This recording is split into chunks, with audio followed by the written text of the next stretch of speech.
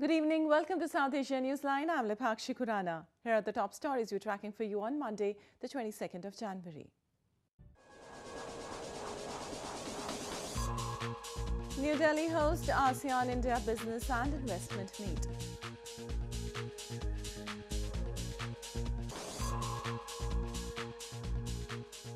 Supplementary reference filed against Pakistan's ousted Premier Sharif in corruption case.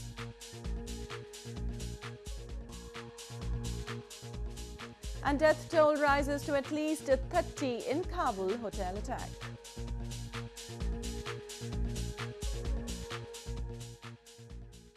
And now for all the details. Leaders from 10 ASEAN countries on Monday attended the inaugural plenary session of ASEAN-India Business and Investment Meet in New Delhi. The two-day event is being held ahead of the ASEAN-India Commemorative Summit, which will begin on January 25th.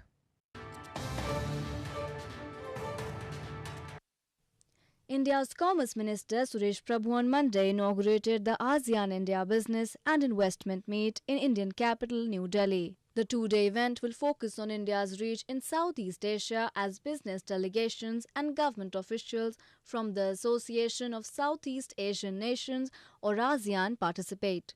The summit is being held ahead of ASEAN-India Commemorative Summit, which will begin on January 25. ASEAN countries are important to India since they are part of the country's Look East policy and Prime Minister Modi's Act East policy. The commemorative summit will mark the 25th anniversary of ASEAN-India partnership. In news from Pakistan, the National Accountability Bureau (NAB) on Monday filed a supplementary reference against Pakistan's ousted Premier Nawaz Sharif and 4 others in a corruption case. An accountability court in Islamabad has been hearing 3 corruption references against Sharif and his family for owning assets beyond known sources of income. NAB informed the new supplementary reference, which has fresh pieces of evidence, includes 7 new prosecution witnesses. Meanwhile, 3 witnesses on Monday recorded their statements in the corruption case against Sharif's close aide, former Finance Minister Ishaq Dar. Dar has been a no-show in the proceedings after he departed for London in October last year, owing to ill health. The next hearing in the case against Dar is scheduled to be held on January 26th. And moving on, a Baloch activist has claimed Indian death row prisoner in Pakistan, Kulbhushan Jadhav, was abducted from Iran by Pakistani intelligence agencies. Pakistan claims Jadhav was arrested in 2016 from southwestern Balochistan province on charges of espionage. A Baloch activist has claimed Kulbhushan Jadhav, the Indian national on death row in Pakistan, was abducted from Iran by Islamabad's Inter-Services Intelligence or ISI. Pakistan claims Jadhav was arrested in March 2016 from southwestern Balochistan province. He was tried before a Pakistani military court and sentenced to death in April on charges of espionage. Baloch activist Mama Qadir Baloch said Pakistan army had tortured Jadhav and forced him to say things in its favor.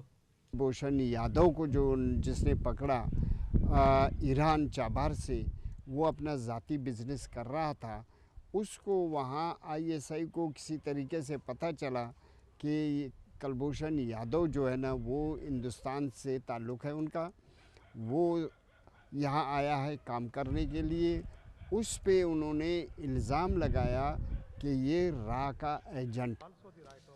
The International Court of Justice or ICJ had ordered Pakistan to delay Jadhav's execution in May on India's appeal pending the final verdict by it. India has repeatedly rejected Pakistan's accounts of Jadhav's activities, and it also maintains that he had been kidnapped in Iran where he had business interests. In news from Afghanistan, death toll rose to at least 30 on Monday in a hotel shootout in Afghanistan's Kabul city.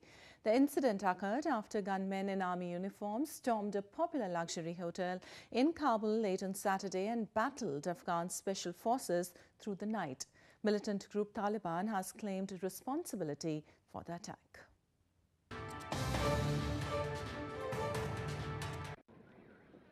The death toll from a hotel shootout in Afghan capital Kabul jumped to at least 30 on Monday, and Afghan officials said the final number may be even higher. The incident occurred as gunmen in army uniforms launched the assault at a popular luxury hotel, Intercontinental, late on Saturday night. All 5 attackers were killed in over 10-hour-long standoff with security forces, the Afghan Interior Ministry said on Sunday. The dead include hotel staff, guests and security personnel. Scores of the injured are now fighting for their lives in the hospital. More than 150 guests were able to escape as parts of the building caught fire early on Sunday, some climbing down from the upper levels with tied sheets. The Taliban claimed responsibility for the attack, which was the latest in a wave of violence that has killed and wounded thousands in the country.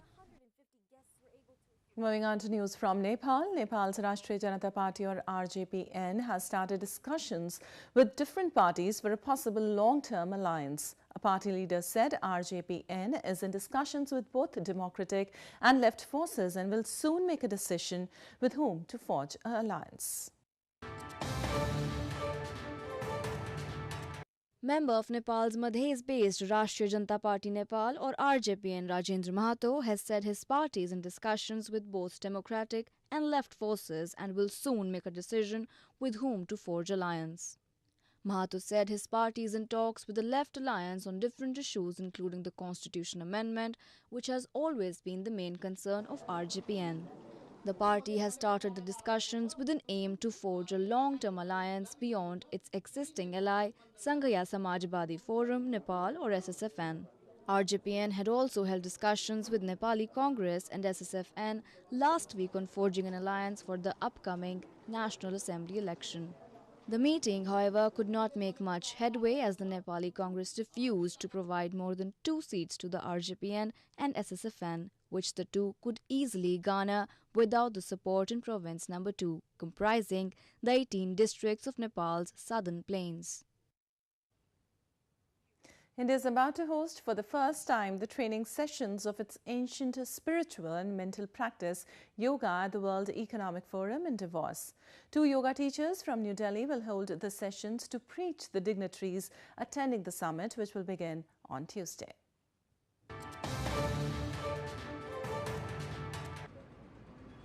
Two yoga teachers from Indian capital New Delhi are gearing up to preach India's ancient spiritual and mental practice, yoga, at the World Economic Forum or WEF in Davos.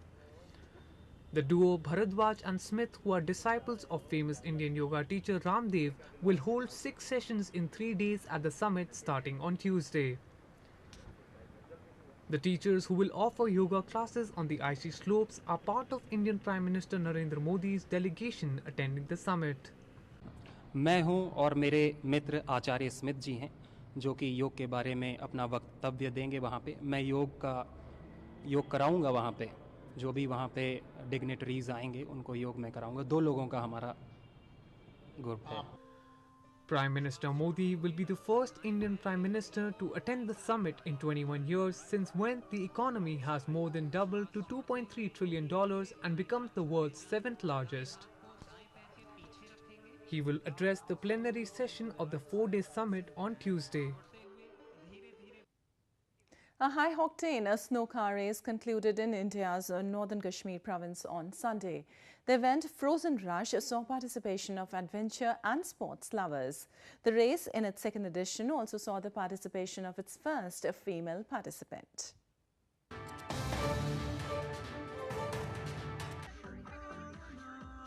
A high-octane snow car race concluded in ski resort town Gulmarg in India's northern Jammu and Kashmir province on Sunday.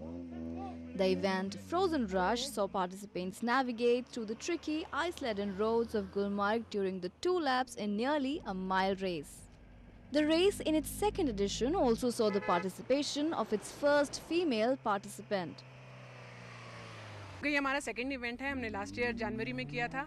ये 2nd addition है। Participation ज़बरदस्त आ रही है। हमने तो limited वो slots रखे क्योंकि स्नो पे रेस है, टाइम बेस्ड है, तो बहुत सारे लोगों को ले नहीं सकते। I think this event's going to be absolutely awesome this year. I came to it last year and it was really good, but this year is going to be a different dynamic with having a girl in the car racing today. Gulmarg is a bowl-shaped plateau at an altitude of 8,500 feet in the Pir Panjal range of the Himalayan mountains. This scenic small town is also a favorite spot for tourists to indulge in winter sports like skiing, ice skating and paragliding. Hindu devotees on Monday converged at the banks of Sangam, the confluence point of three rivers in India's northern Allahabad city, to take a holy dip on the occasion of spring festival Basant Panchami. On this day, people dress in yellow and offer prayers to Saraswati, the Hindu goddess of knowledge and wisdom.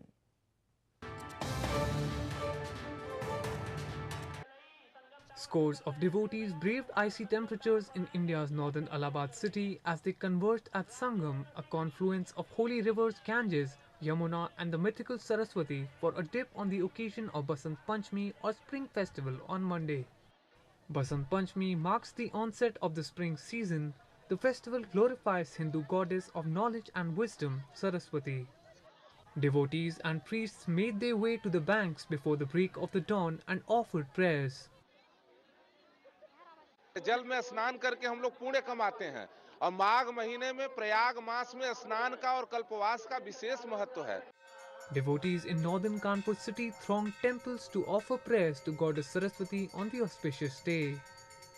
On this day, people dress in yellow as it is considered the color of spring and prepare a variety of sweets flavored with saffron. Basant Panchami का महत्व यह है कि सरस्वती जी का पूजन होता हैगा और ये माता वैभव लक्ष्मी का मंदिर है. यहाँ बसंत के रोज लोग पीले कपड़े पहनते हैं और बसंत का एक ऐसा पर्व है. The rituals start early morning and last till midday, with priests chanting hymns and families sharing prasad or sacrament.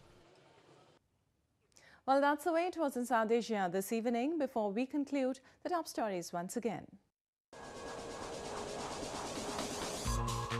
New Delhi hosts ASEAN-India Business and Investment Meet.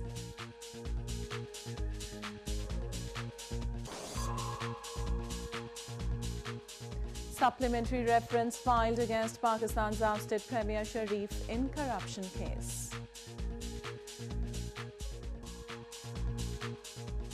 And death toll rises to at least 30 in Kabul hotel attack.